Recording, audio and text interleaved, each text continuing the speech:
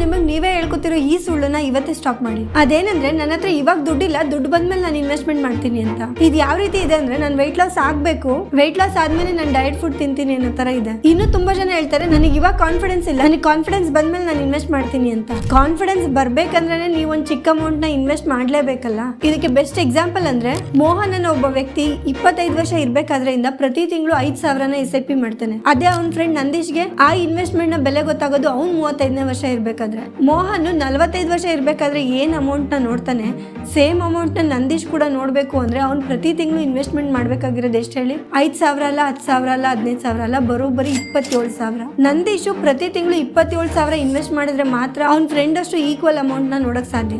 ನಂದೀಶ್ಗೆ ಅಷ್ಟೊತ್ತಿಗೆ ಅವಾಗಲೇ family commitments ಅಂತ ಸ್ಟಾರ್ಟ್ ಆಗಿರುತ್ತೆ.